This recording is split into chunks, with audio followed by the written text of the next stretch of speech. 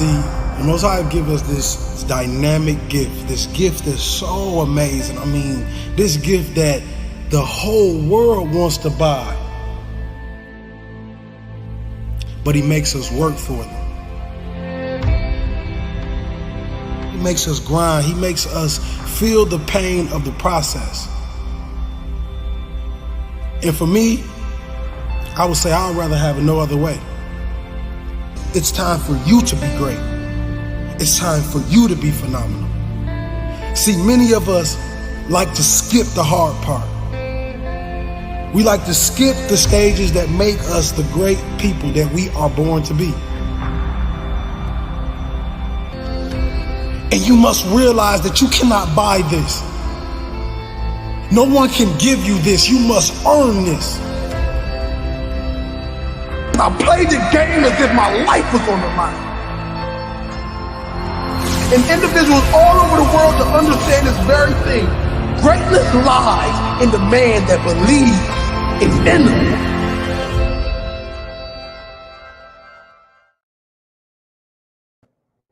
Hey, beautiful people.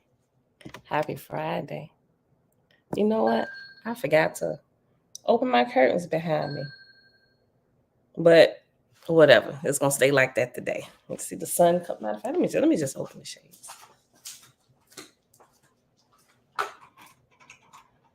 Sorry, y'all. I was having this conversation with my nephew, lost track of time. I've been up for a minute, chatting back and forth in this family group with these teenagers, and looking up stuff. I did. My mom was like, "Hey, you going live?" I'm like, "Oh shoot!"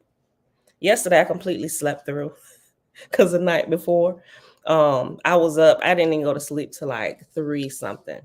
Yeah, a little bit after 3, and slept right through my alarms. I was up late because yesterday we were up in Richmond, had a presentation and stuff. So I was up late, early hours in the morning working on that. And yeah, y'all. So bear with me. It has been a very long week. Dreadful Cosmo. You thought it was Thursday? Yeah, we fully into Friday, bruh. I feel you. It's been long last few weeks for me. All right, y'all. So, well, happy Friday. It is November the 17th, 2023, day 120 of year 5 of reading through books, laws, and prophets under the 5-year consecutive day count. It is day 1499. We're going to look and see real quick how long this chapter is for chapter 39. Yeah, what? Oh, okay. It's 23 verses. We'll read, and I'll go fast. Not fast, but I'll read it normal. But we'll read chapter 39 in Owaspy, and then we'll hop over and we'll read a few more verses from chapter, 46? 46 in the Holy Megillah. So, Father, we thank you for... Let's see. I'm thinking about my nephew in this conversation. If y'all hear my phone keep dinging, that's them in a family group just dinging back and forth. They're talking about the war and what's going on and what is our take on it. Why ain't nobody saying like all of this stuff, right? So, yeah. So forgive all the dings in the background. That's why I was late, caught up in a conversation with them and recording my message. But anyway, Father, we thank you for the stages of youth, right? How we develop and then we began to think critically. Some of us, most of us, all of us should, but I like the way, even though I don't always agree with the teenagers' point of view, I like to hear their insights from their perspective and from their world, with the few years they've been alive and them taking in and assimilating all of what's going on from social media, the media sources, all of these things. So their thinking caps are on, and so I'm just asking questions. All right, so so with that being said, everybody, before I start reading, let's see who are here. Yeah, they all chiming in now. So sorry about all the dings. Anyway, Kings and Queens Coaching Group. Shalom, shalom, Drace and Righteous. What's going on, fam? Seed of David, your majesty. Dreadful Cosmon, peace, love, light, and balance. Create a gang. Gang. Tiffany, hey cousin, peace and blessings. And Kings and Queens Coaching Group from YouTube. Mom, shalom, shalom. Jamil, peace, sister, and hey girl, hey. Elijah, peace and blessings, family. May the Creator Iowa. It looked like you got cut off. May He bless us all. Tiffany, wait, hold on. Yeah, hold on. Look, y'all got me tripping. Yeah, it's Friday. It's Friday. Yeah, let's see. Francis, what's going on, fam? What's going on? Yeah, sorry about that. She just said I could keep going on. So this is gonna be a long conversation that's gonna probably go to the end of the year with them. But it's cool. At least they talk, and I like to see their perspectives and stuff. I would like to see them getting some government positions to make some changes, right? But we know we got to start at home, right? Start home and branch out, right?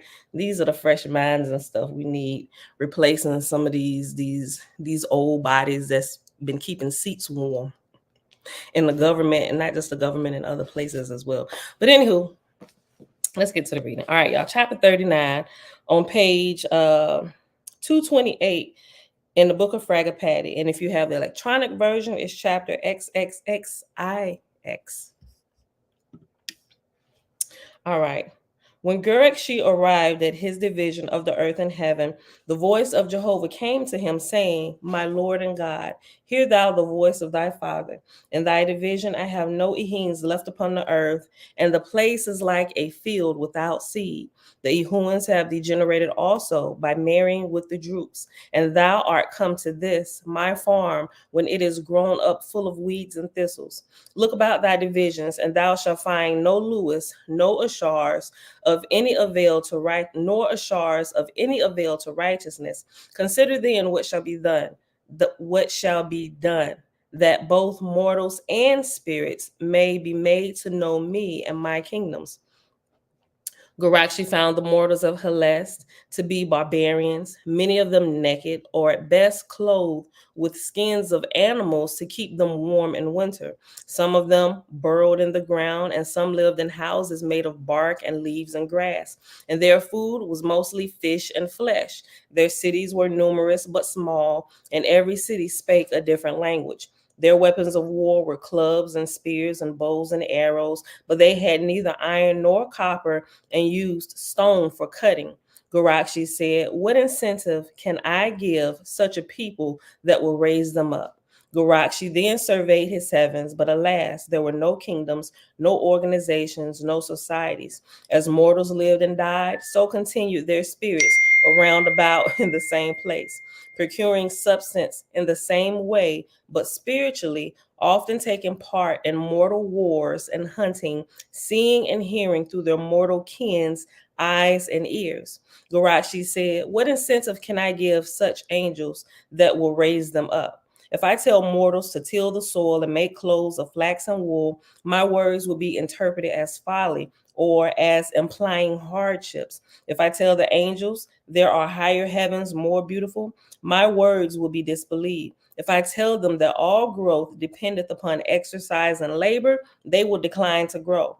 Have I not seen rich men and rich women in other countries whom I told that in order to rise, they must learn to labor, but they heeded me not? Jehovah said to Gurakshi, thou hast more than 1,000 million druhas in thy department. The mountains and valleys and forests are filled with them, roving about. And thou wouldest entramp birds by rich bait, so that thou shalt gather together all thou canst of these druhas. But as to mortals, thou shalt call famines into certain places, and thus drive them to observe the unseen cause of things. That is amazing, because I just literally asked them in this conversation after they showed me some stuff. I'm like, okay, now, can y'all explain to me why these people are always tearing up their own stuff, right? There always has been ongoing wars within their country with them tearing up their own stuff, and the U.S. seems to come stand with the allies and want to help, but really doesn't do much of anything, right? So all of this is literally what I just asked them. Can you tell me why this is happening? Let me read this again. Jehovah said to Garakshi, "Thou hast had more than 1,000,000,000 druhas in thy department. The mountains and valleys and forests are filled with them, roving about as thou wouldest entrap birds by rich bait. So thou shalt gather together all thou canst of these druhas. But as to mortals, thou shalt call famines into certain places, and thus drive them to observe the unseen cause of things." And after, but as to is reference number 44, and 44 at the bottom says, "As to thy mortals." Verse 10, page 229.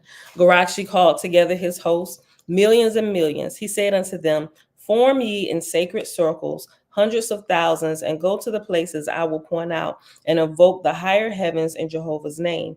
Cast ye a famine here, and a blight in the animals of the forest. Into the water cast ye embryo, that the fish may die. Make mortals stop and consider."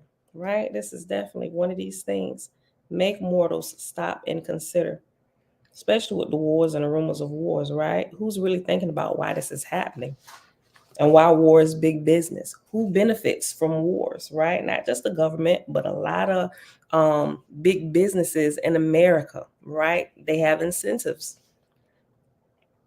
"Let the Ashars go then and find the most prophetic amongst mortals, and make them prophesy concerning the famines and the blight. Make ye their prophets objects of worship. Then I can rule the inhabitants of the earth through the prophets. Concerning the angels," let me highlight that. I didn't highlight it when we read through it the first time, but that's good.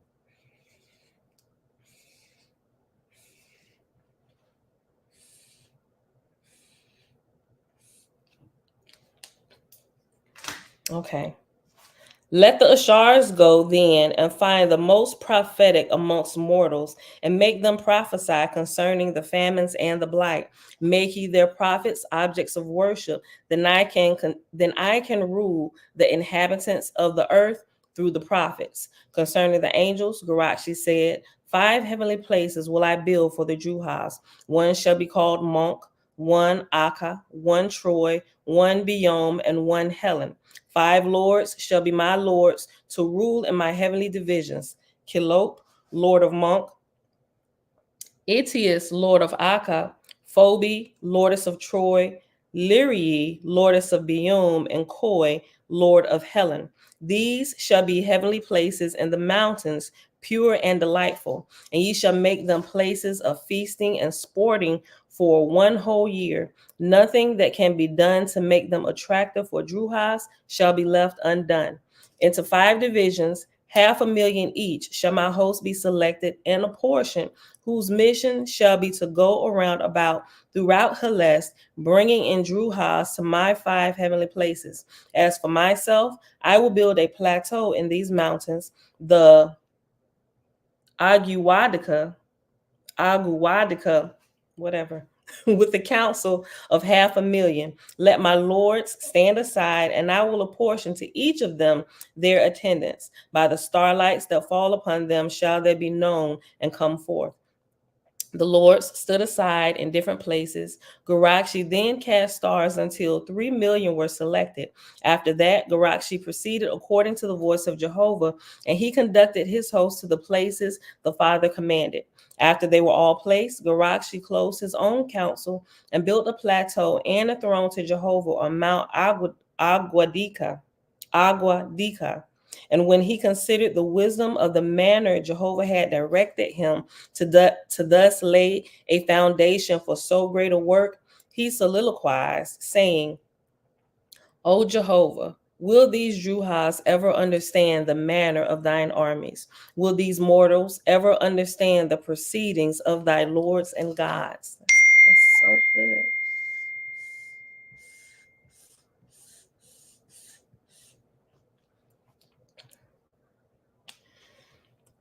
Verse 18, "For 1 year the host entertained and fed and clothed the Druhas sumptuously, and they won them away from the earth won them to the kingdoms prepared for them, and then Garakshi commanded the founding of schools, factories, and hospitals in heaven, and he apportioned Ashars and Asaphs and began the resurrection through his lords. And by the fourth year, he had colonized in his heaven nearly all the Juhas, giving them sufficient recreation to restrain them from returning to the earth.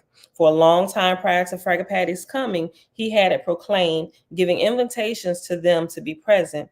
This he communicated to Fragapati through messengers. So Fragapati, knowing the grade of the place, determined to come in gaudy colors and with sufficient music, very loud for the manifestation of power. They must have been low on the totem pole for him to be able to woo them with the pomp and splendor. Look, so Fragapati.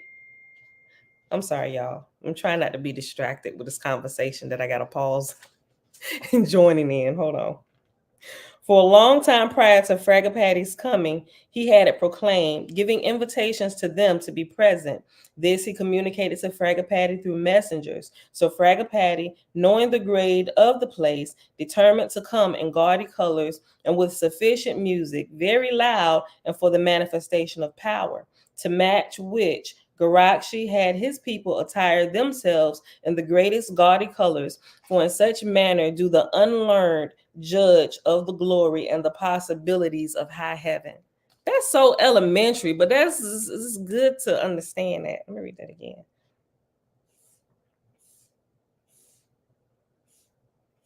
It's like people being wowed by it literally is them being wowed by what they can see.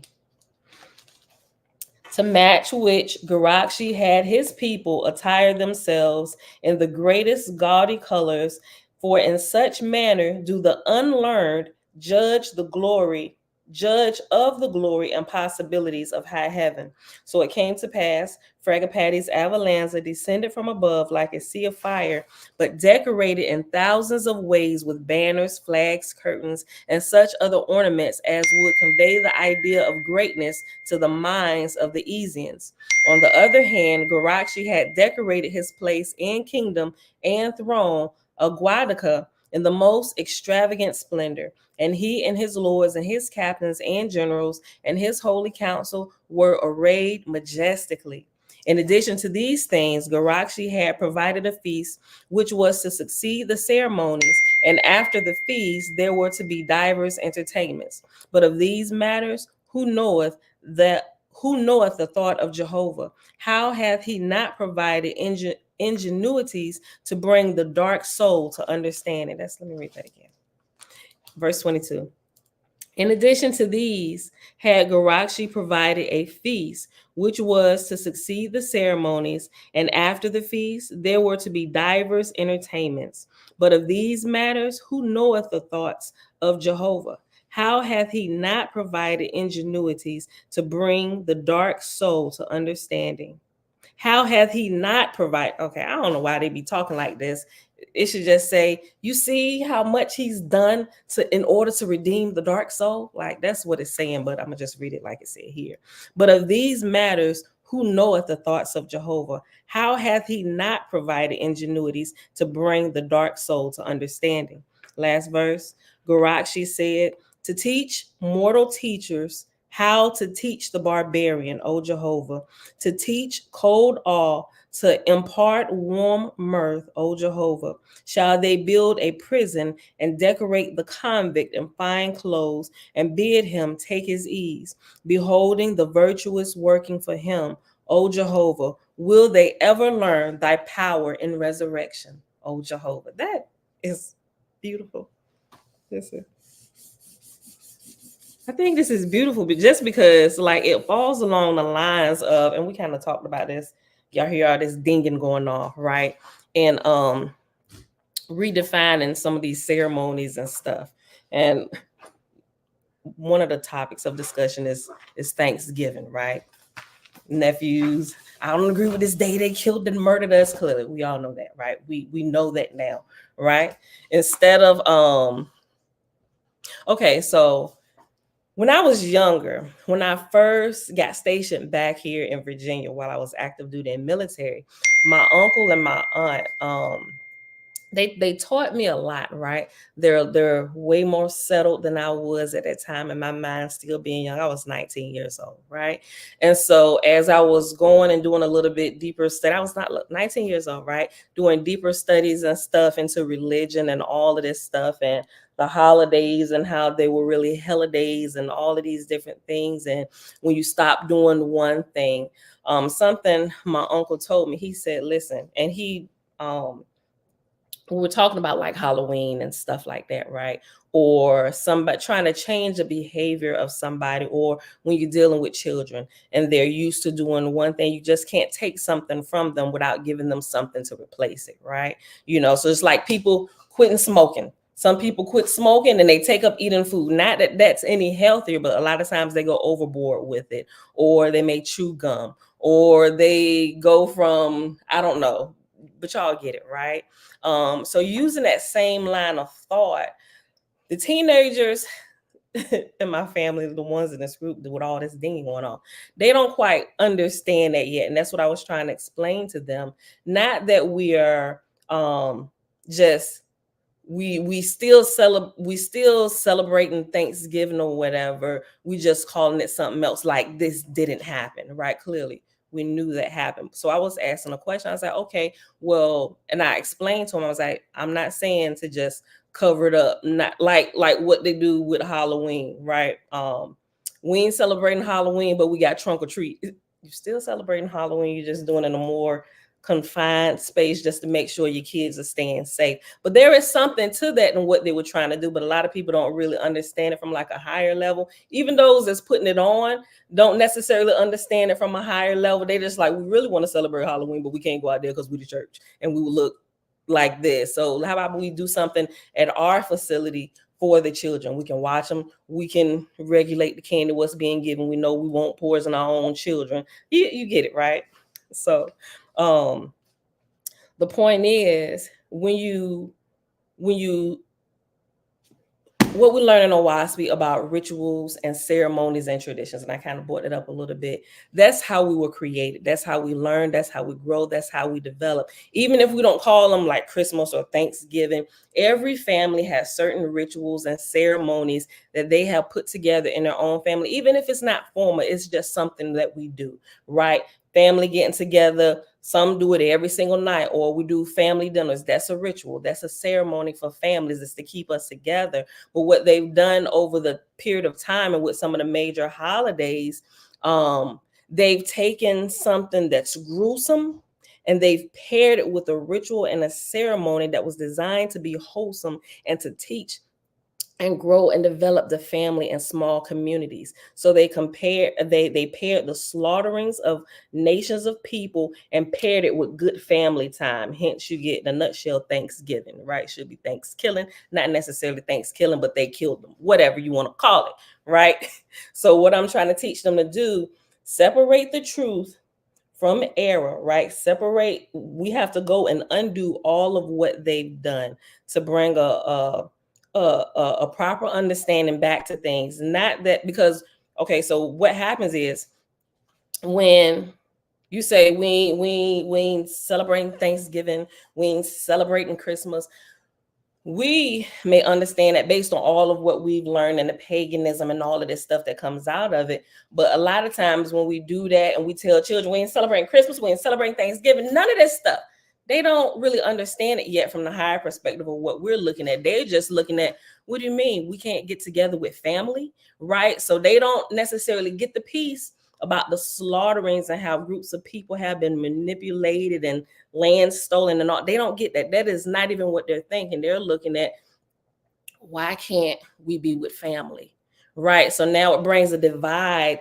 and it twists them up in their thinking and their understanding of what's wholesome and what's not, which is why we have to not just redefine the day, but reteach the day in truth, right? Not covering up what happened, like really get into the nuts and bolts of everything that happened. It's gruesome, be aware of your audience and how you explain it to them, especially if they're younger children or whatever. Use some tact, right? You can use all the gruesome words you want with teenagers and older people, but younger kids, it's like that teaching in Shalom and in Owaspi, when you have to teach younger children something that's gruesome, you can't just teach them the gruesomeness. You have to like pair it. So when they did plays to teach in Shalom according to this book or whatever, when they taught the play where they acted it out in the play where Satan or something evil was present, they also had an angel present, and they would do it.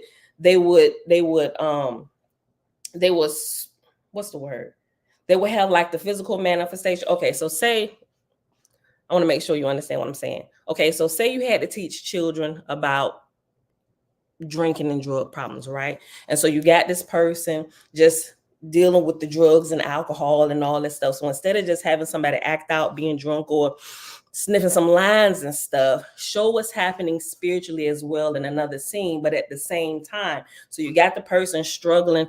It's my last hit, I promise. You have them struggling with this, but also have like an angel and a demon that's acting out, that's showing that these thoughts are affecting this person, which is the source of this war that's going on the inside of them. So literally take the thoughts and the wars on the inside of them, bring it outward so everybody can see, so they won't see that this person is just crazy or schizophrenic or whatever, right? So trying to get them to understand this. They're a little bit older, but sometimes they all in their emotions about what's happening. I'm about to join the military. We're going to help blow the people up that's trying to attack our country. Well, I get it, right? Same thing happened with 9/11. More people joined and tried to join the military just because of how the media played on the emotions of its citizens, right? Don't get me started, right? So the point is, when you take away something from somebody, a habit or a ceremony or a ritual that they've grown accustomed to, you have to first properly teach them, and you have to replace it with something more wholesome, right? So if you have the ritual overeating, replace it with a good habit of exercising daily, right? Or that time when you get the cravings, instead of watching TV, how about I'm gonna go for a walk, right? It's just as simple as that. But when you use words like rituals and ceremonies, people still tend to be stuck in that religious mindset. So you have to change the terminology and the wording with things when you try to explain things or teach people things, when you're trying to bring them out of rut of where religion has placed the whole world. That makes sense? Or do it sound like I'm just rambling? Some people's like, girl, you rambling. Let's go. Like, cut the video off. Hold on. Nazarene is saying, what's going on, fam? Jamia, are the teenagers saying that they don't want a replacement? Okay, so remember my nuclear scientist nephew, Aaron did a whole video on him. Matter of fact, YouTube said I violated some community rules with that, and I literally had the video was removed on both channels, right? So that particular video, that nephew that lived with us for a while. Okay, so he's I ain't gonna say that. He's super smart, like he's super book smart. He's growing and he's developing. I love the way he thinks and how he just goes in, but sometimes I think he's getting better because he's been away from family. He lives in South Carolina now, so he's around a different group of people from different parts of the world. He's developed relationships outside of home, right? So get different perspectives. So even in the way he talks and he conveys his message, you can tell that there's some growth and the world doesn't just revolve around me, right? So I love it. That's why I love these conversations with them. So, but what he said is, he don't want to just be celebrating the same thing and just calling it something different, right? Like Thanksgiving or whatever. Like we all are completely against what happened and how it came about, right? So, but he don't want to just celebrate it and call it something else, like this never happened. So he's not necessarily saying he doesn't want a replacement. He just doesn't want to cover up the truth. That's essentially what he's saying. I kind of feel like we should cancel the day and use the cycles of time, the equinox and solstice times, instead of dates given to us. I agree, right? Replace it with the creator's clock and its significance. I feel him. Yes, he has grown a lot. He has. So I agree that it shouldn't, and I'm looking at everything like, because like the federal holidays and the days that people currently have off, according to the country where we live. I mean, you can create another day. Excuse me, you can create another day, right? But it's just something you would have to do if you work for, if you're employed by others. Now, if you are self-employed and you have your own business or whatever, it's a whole lot easier for those people to do than those who actually work for somebody else, because the country where we live in, they already have the set days that you're going to take off for holidays. And if you want to create something new, you better do it on your own time. So I'm looking at all of those things and encompassing all of this thing, right? But canceling the day, I don't know necessarily. Like I said, last year, I'd be like, yes, cancel the day, stricken it from the books. Let's never talk about it again. Not so much today. And, and I'll tell you why, right? Simply because I think instead of just completely getting rid, now it could be people just moralize everything though. I think not necessarily leave it alone, but when the day comes, I think it should be commemorated with the actual truth of what has happened on this day and how it's transitioned into something like it is today, where families just getting together and, you just got the underground groups talking about it. Like, this is a forbidden day while we celebrate Thanksgiving. Don't you know they murdered our people, right? And ain't nobody thinking about that really at this point in time now.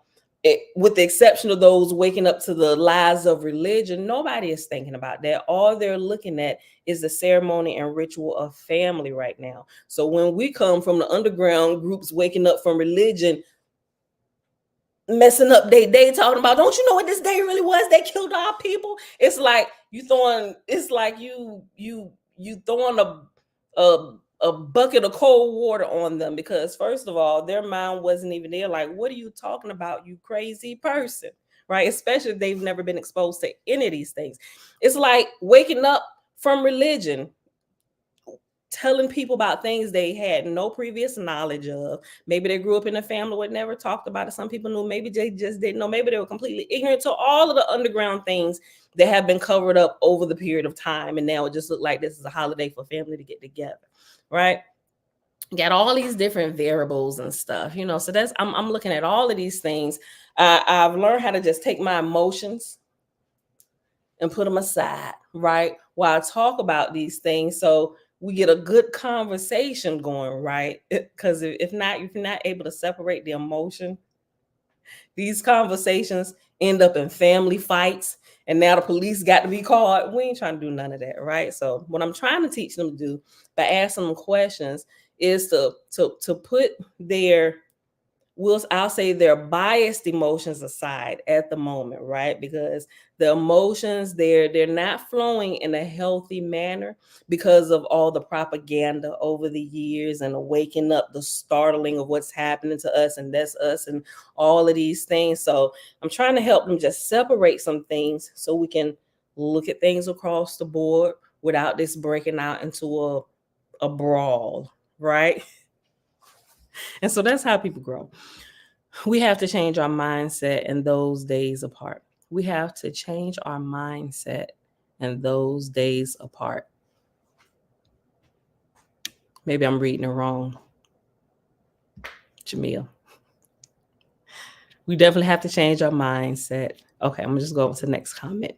I say, Dreadful Cosmo, what's going on, fam? He said, I say celebrate the day for what it really was. Never forget. I'm with that, right? I mean, we could get quite creative too, but getting creative, and hear me when I say this. We probably ain't gonna read none of this Holy Megillah today. Hear me when I say this.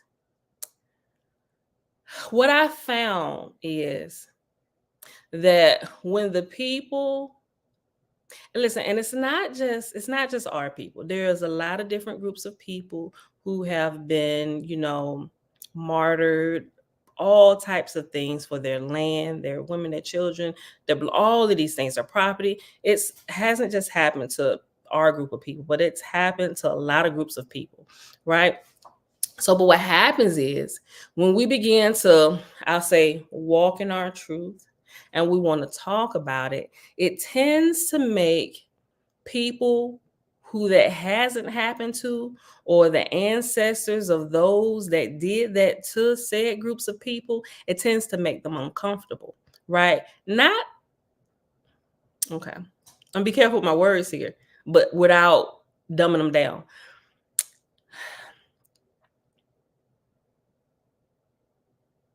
Okay, let me say it this way. I think even if you are a part of the line of ancestors who has tormented other people, I think for one, you need to learn how to take responsibility for what your people did, your ancestors. Not that you would do what they did, because growing up and being born in this society and all the inclusiveness that's going on now, a lot of times the ancestors of those people don't even think that way. They're absolutely appalled by what their ancestors have done, right? So I think they need to learn how to deal with the atrocities that their people have enacted upon other people, deal with the grief that it's going to cause them and being looked at like like they themselves are tormentors. They have to learn how to deal and work out those feelings amongst themselves, just like the people who have been tormented had to learn how to pull themselves up by the bootstraps, or deal with it, or that didn't happen to you, that happened to your people. Like all of these things that we have to deal with, they have to learn how to deal with it as well on the flip side, right? So a lot of people are just too touchy, too emotional. It's like, oh my God, you made me feel a certain way, I'm going to the police. That's immaturity. And people who don't want to confront issues. More people are more willing to confront things head on than some people who are a little bit more, have a little bit more timid or introverted personalities, and that's okay, right? But if we're going to deal with it as a whole, as a society, we got to figure it out, right? Because ain't nobody coming down here to teach us. I mean, it's going to be us that fixes it, right? It's going to be us that has to do it, do it, learn how to deal with the mental issues and traumas and all of these things that are repercussions that's now embedded into the DNA of certain people. And you get what I'm saying? So um turn it into, I like that. That's what I was saying. Turn it into learning, teaching opportunities as the family gathers, right? So, and it's just gonna be uncomfortable for a long while for the people, especially well, okay. I just gotta be careful. I'm thinking about YouTube's community rules. Okay, so we got white friends, right? We ain't got no issues with different race. I've been all over the world, all types of people. I really ain't got no problem with nobody, right? I really don't. So, but what happens is when you have mixed families that come together or whatever, I see I see this more on my husband's side of the family, because you would look at my husband and you wouldn't think that he had more of a mixed family than what my side of the family has. Now, my side of the family has mixed because we're like all lighter skin complexion.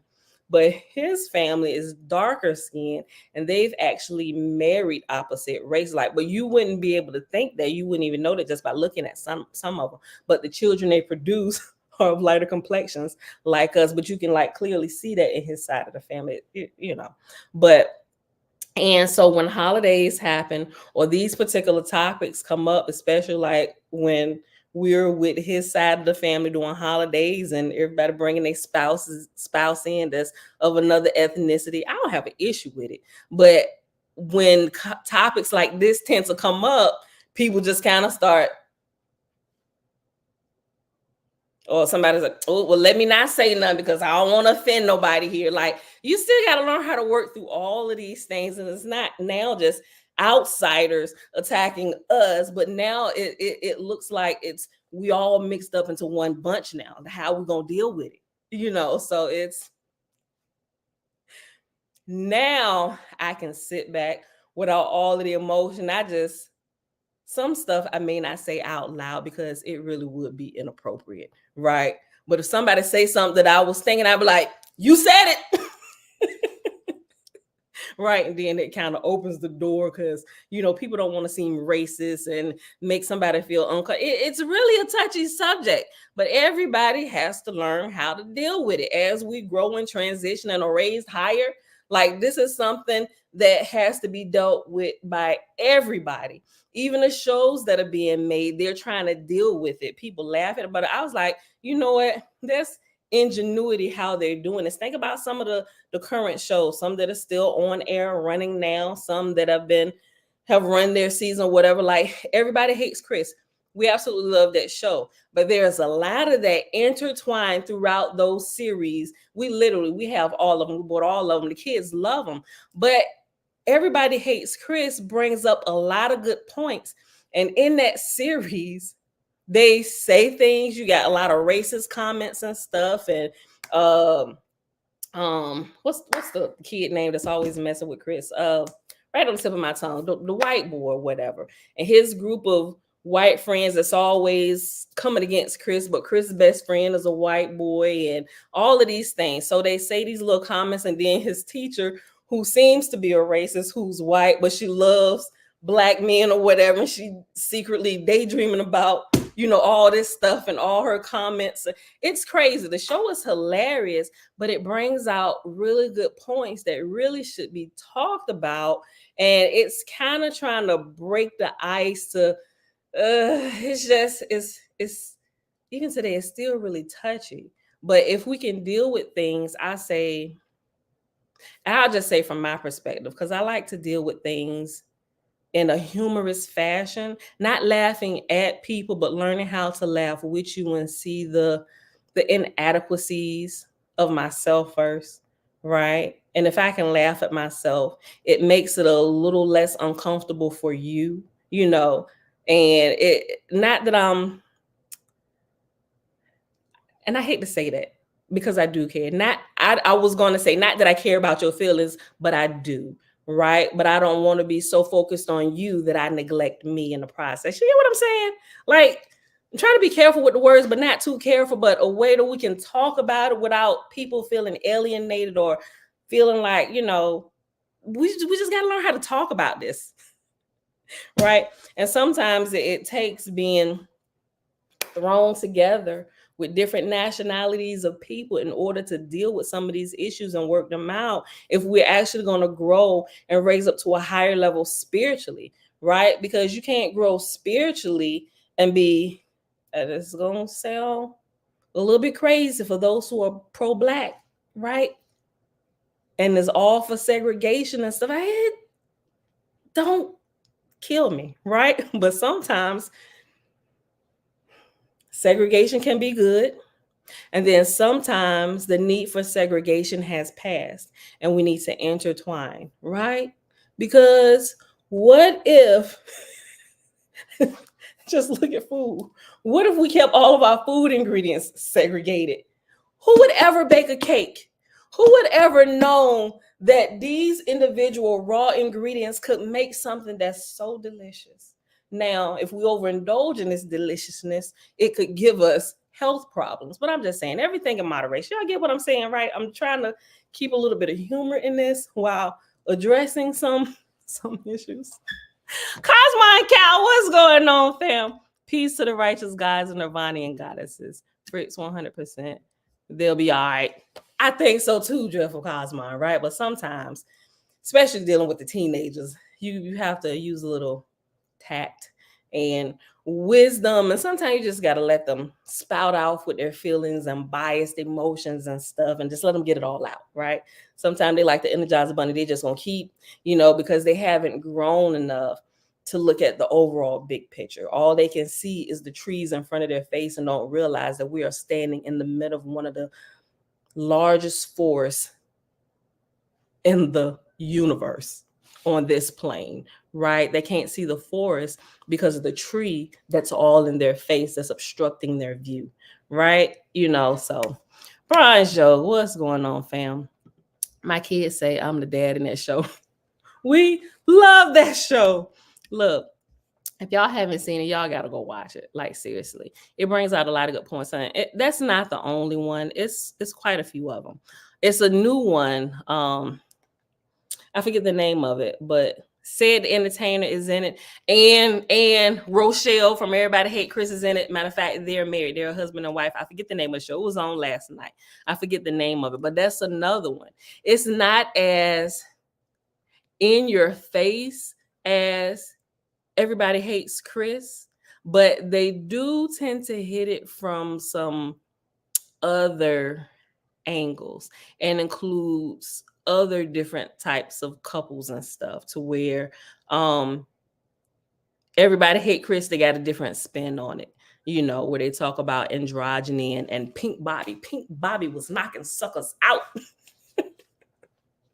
So yeah, look, so we're trying to teach them how to separate like truth from error. The error is thinking that coming together as a family on this said holiday is wrong. That's error, right? Because coming together with family and friends is never wrong, no matter what day it is. Now, the truth about the matter is they've commemorated this day for slaughterings and killing nations and groups of people unjustly while stealing their lands in the process, and writing lies about it and pushing it through history like it's the actual truth. And we had to talk about that, separate the truth from the error, right? Redefine the day in truth and create your own holidays and rituals and ceremonies around the truth. Now, the government may never change the dates, but if there is an even representation of the people in the world within the governments, we've noticed things are changing, right? So Columbus Day has changed to what now? Indigenous Peoples Day, right? Do you think that would have happened if there wasn't somebody in our government who didn't represent Indigenous people? Which is why I'm of the mindset that people need to, at some point in time in life, get inside of the government, right? Don't just talk about the government and how piss poor of a job they're doing and been doing. We're the only ones that can change that, right? But we have to put ourselves in a position. We got to clean our lives up. We have to become informed about things, educated about what's going on, not just in our own house, right? But everything that affects the communities of people of which we are a part of, and how our communities affect other communities. We have to really do our own homework, and then we have to replace some of these old souls that's been keeping seats warm in the government, and that way we can see an overall change in our country, and not just here but everywhere. Everywhere will follow what the U.S. is doing, right? But we got to get it together here in our own home first. Like, our yard is a mess. So Friendsgiving, I like that. We have Dana. Hey, girl. Listen, we got a friend in Illinois. Live in Indiana, but that's what they changed the day into. They call it Friendsgiving, and so they just posted all their pictures and stuff. And they actually, because a lot of them work in government and all that stuff, they got a day where they planned it out. And aside from Thanksgiving, they like commemorated this particular day outside of Thanksgiving.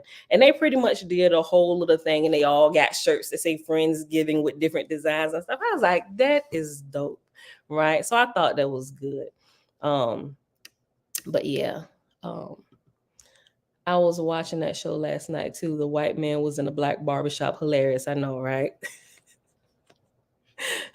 With Cedric the Entertainer. Yeah. What's the name of it? Do you remember the name of the show? So you know exactly what I'm talking about. The one I saw was the last night or night before last, where Sid was going in there, he was going to be the naked model. I keep calling, every time I see him, somebody call her Rochelle. Tisha Campbell. I don't even know what her name is in that show. I still be calling her Rochelle. But she was going out doing paintings. It's kind of like I don't think it was a sipping paint, but they were going out and they were painting naked models, and found out, I don't understand why you got to come out the house to look at a naked man to paint him when you got a perfectly good man at home that you can look at and paint. And so he decided he would look. He gave a model, which was a younger guy. he offered him an oil change coupon and $40. And dude was like, I'm out of here. I'm like, you know what? He has no kind of dedication to his craft where said could pawn him, like literally get him out the way, bro. You need $40 and I got a free coupon. I got a coupon for a free oil change. He said, yes. Said got his big butt in the road and was about to be the model. I'm like, but the show it's hilarious. You don't remember the name of it? Okay. The difficult thing in changing is the majority of us have been indoctrinated by the church. So we have to continue to be considerate as we work through with them. 100% agree, hands down, right? And it's hard. That's why I say it's going to take a long while, right? And it's sad to say we'll probably have to wait, like, because we're changing the indoctrination of the current generation and stuff now, but there's still like my generation. Well, the first two children, like although all of my children are one generation, it's like they're two, because the older children, Elijah and Jeremiah, they're in their 20s. And then we have the younger bunch, which is the same age as the grandbabies, right? So it's like two generations, but it's one generation. So the older ones have kind of been indoctrinated with us in the church or whatever. And so they saw the changes of us happening as we're breaking away from the indoctrination. Now they ask some questions. Well, we used to do this, so why do you not believe in God? Now it's like, now you got to separate, okay, titles and creator and all of these things, and they still trying to catch hold of what you're saying, because now you just threw a monkey wrench in their whole world.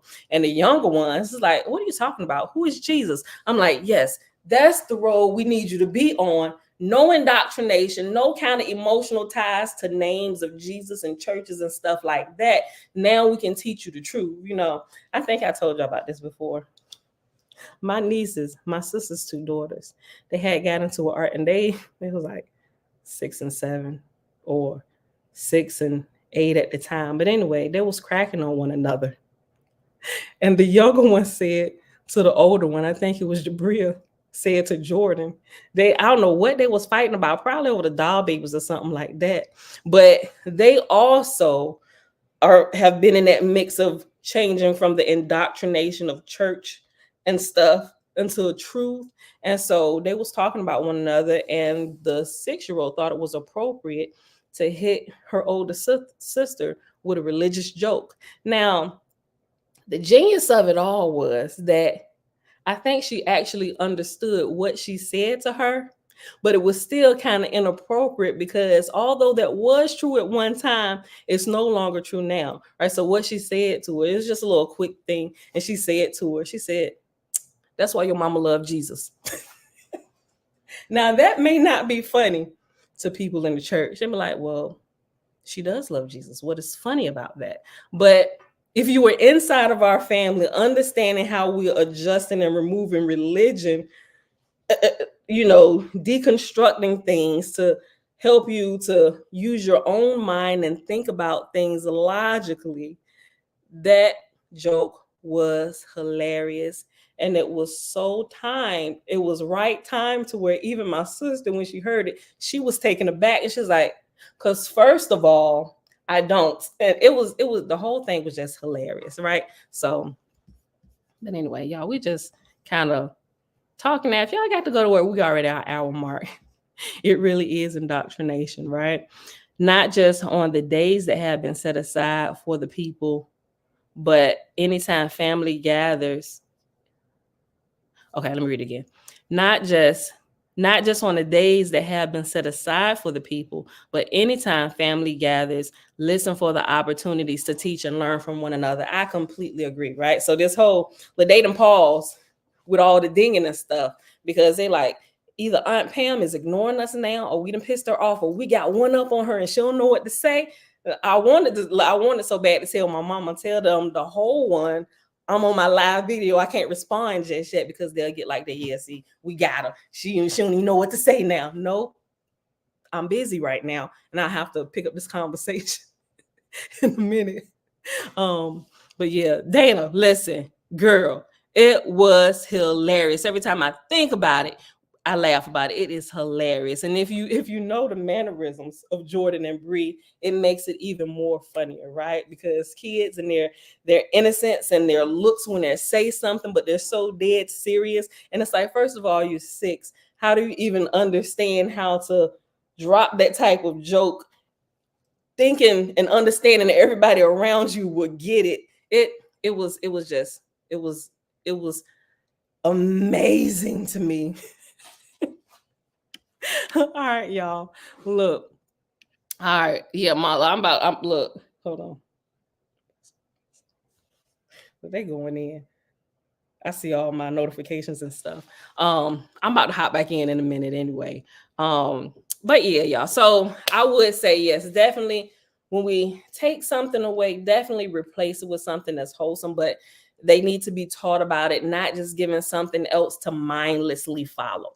Right. So in all of our growing, thank you, Mom.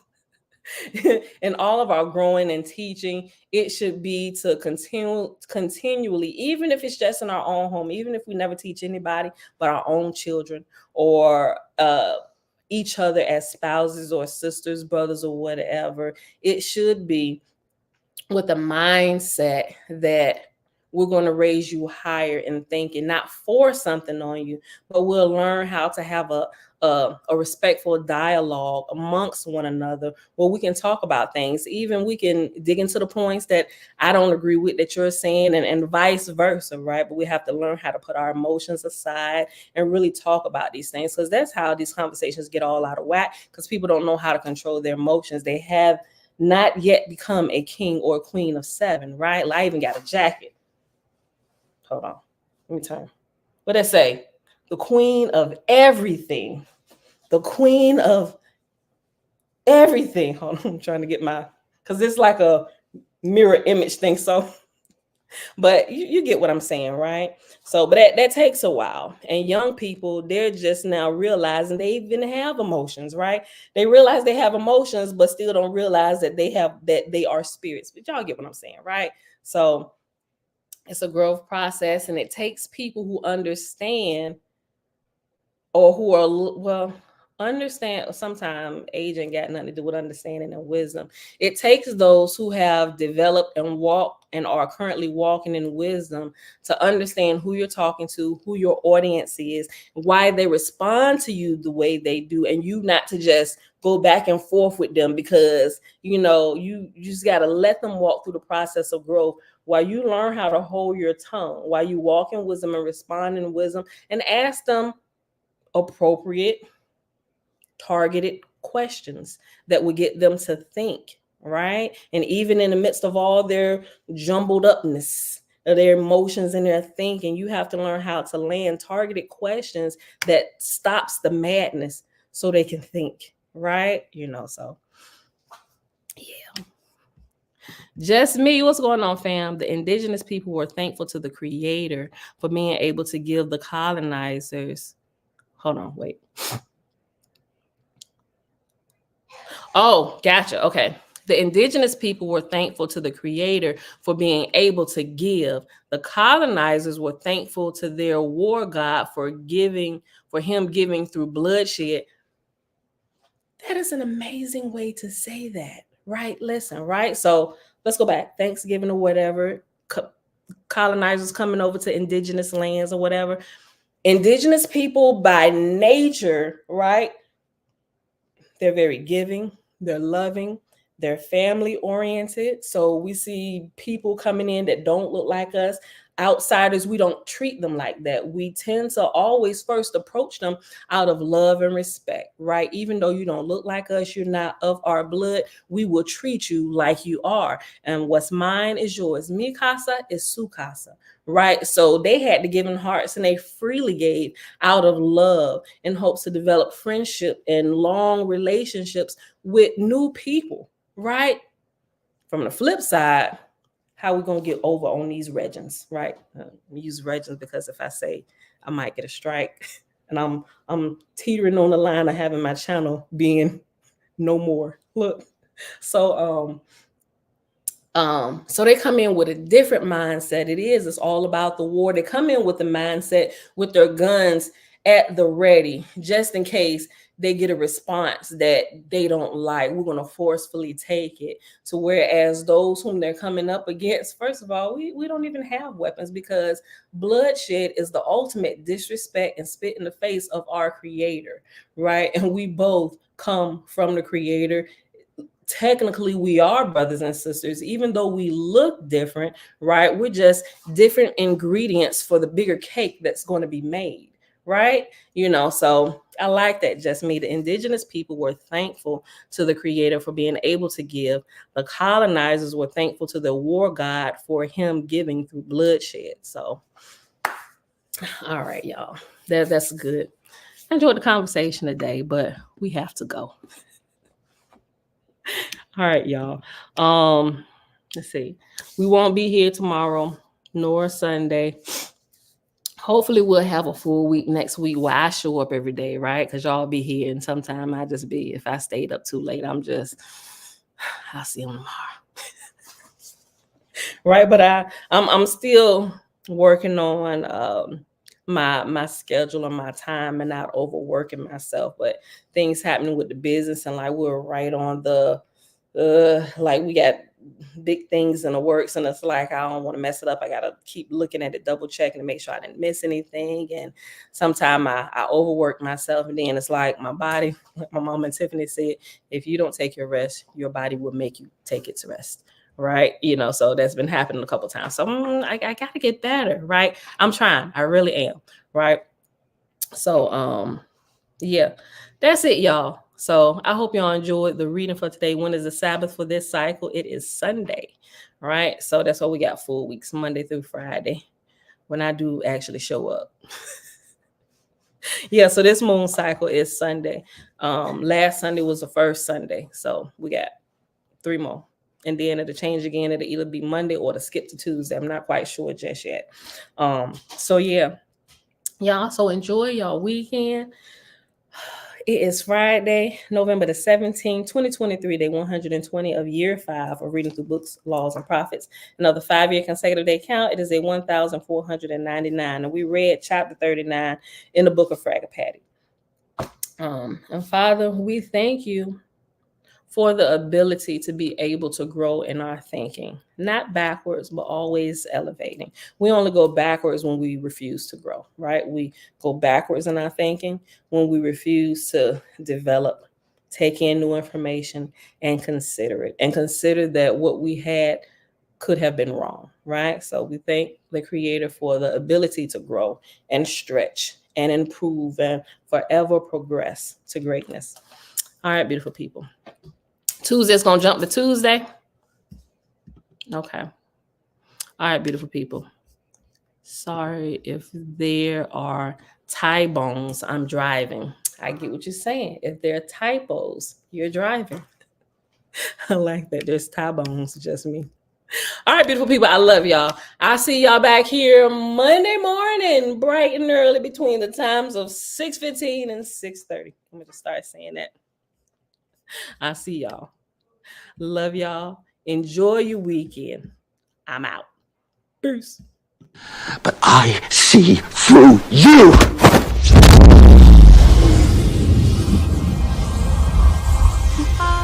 I'm from outer space. I got Milky Way for blood, evolution in my veins. I'm gold. I've been far away. I'm illuminated now. Make me start. What did you just do to me? I pushed your astral form out of your physical form. What's in that tea? Psilocybin? LSD? It's just tea. With a little honey. What just happened? For a moment, you entered the astral dimension. What? A place where the soul exists apart from the body. Why are you doing this to me? To show you just how much you don't know. Open your eyes. Been dreaming about flying for a long time. I had a vision from the birds, they want a cold sign. What's happening? This isn't real, this isn't real, this isn't real, this is... Dreaming about flying for a long time. I had a vision from the birds, they want a cold sign. His heart rate is getting dangerously high.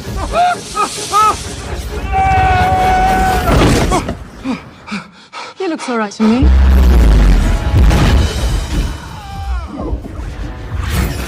You think that this material universe is all there is? I don't need gravity, I need What mysteries lie beyond the reach of your senses? Existence, mind and matter meet. Thoughts shape reality. I don't need gravity, I just need growth.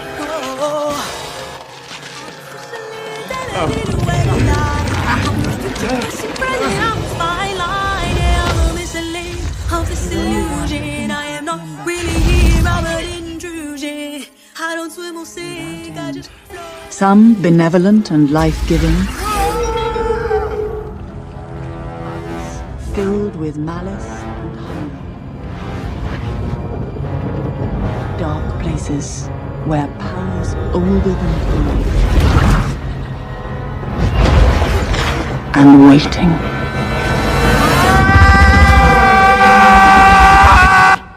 I don't swim or sink, I just float. Who are you in this vast multiverse? I don't need gravity, I just need growth.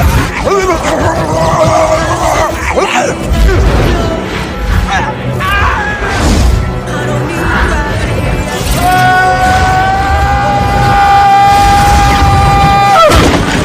gravity, I just need growth. Have you seen that before in a gift shop? I don't need gravity, I just need growth.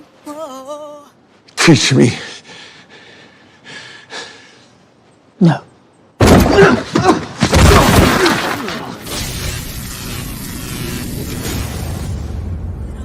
It's an earthquake rumble. I won't ever ever fall, never stumble. And I don't need to be humble. Break down walls like Jericho crumble.